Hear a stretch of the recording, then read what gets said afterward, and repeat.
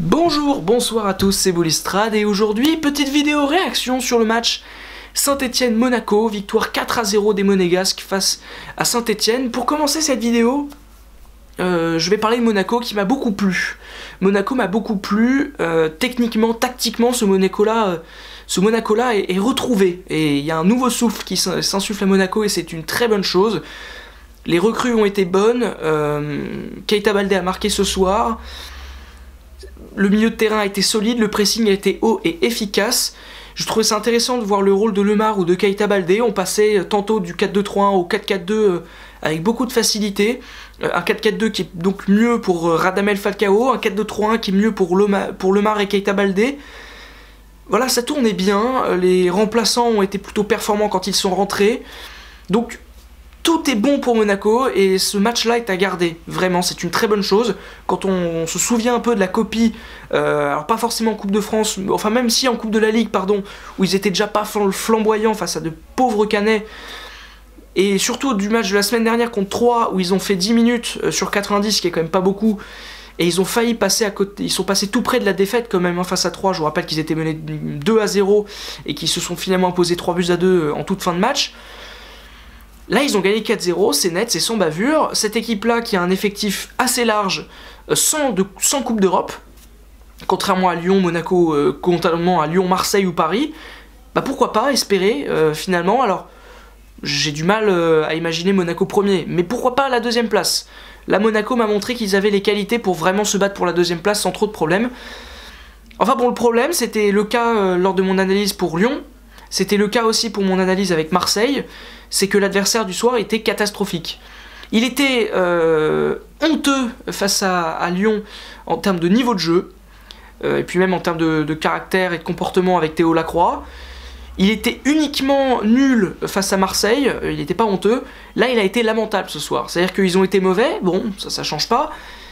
Mais alors, ce qui s'est passé pour le troisième but, c'est un scandale. Ils sont nuls. Dire que tu prends 3-0 à domicile et t'es capable de te plaindre pour un hors-jeu qui n'existe même pas en plus. Ruffier, qui est censé être un patron que j'aime beaucoup pour son niveau de jeu, parce que c'est un des seuls joueurs avec Cabella ce soir qui tenait à peu près la baraque. Il a... Alors, le rouge est peut-être excessif, mais il ne doit pas faire ça à l'arbitre. Voilà, il ne doit pas faire ça. Les Stéphanois ont été lamentables ce soir et ils ont fait que pendant un moment, j'ai hésité, je me suis dit attends, on est à Louis II ou on est à Geoffroy Guichard là? Parce qu'en termes d'ambiance, c'était catastrophique quoi. Ça sonnait creux, on entendait les mecs au bord du terrain applaudir. Enfin, c'était d'une tristesse sans nom et voilà, j'avais un ami, j'ai quelqu'un que je connais bien, un supporter de Saint-Étienne, qui m'explique que le public stéphanois est le meilleur public de France. Je veux bien le croire. Enfin là, c'était lamentable, ça sonnait creux. Et en même temps, je vais vous dire, je les comprends, les supporters stéphanois, parce que l'équipe qu'ils ont là ne mérite pas d'être supportée. Ils se donnent pas à fond pour le maillot, je pense qu'ils n'aiment pas ce maillot, ou alors ils comprennent pas l'importance qu'il a en France, mais Saint-Étienne est un grand club en France, et quand je vois les joueurs, ou la plupart des joueurs se comporter comme ils se sont comportés ce soir, je comprends pas.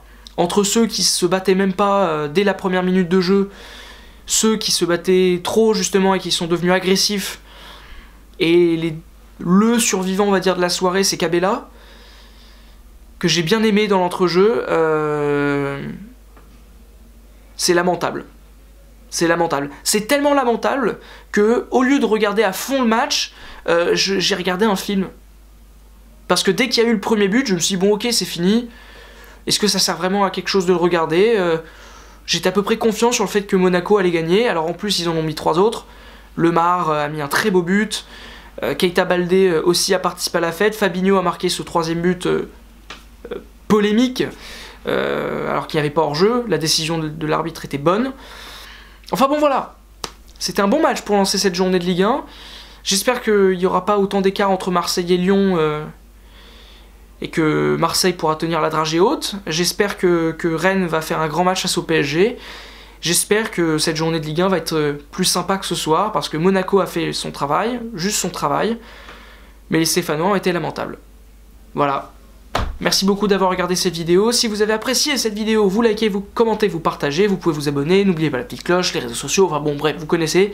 Allez regarder notre vidéo prono où on a été trop sympa avec Vasco sur le sort des Stéphanois. Vasco voyait une victoire 2-0 de Monaco, je voyais une victoire de Monaco 2-1. Et bah il s'avère qu'on a espéré un Saint-Etienne un peu plus solide que ce qu'on avait vu les dernières fois. Bah là, bon bah c'est raté, ce sera peut-être pour la prochaine fois, allez, on l'espère. Salut à tous, bonne soirée, ciao.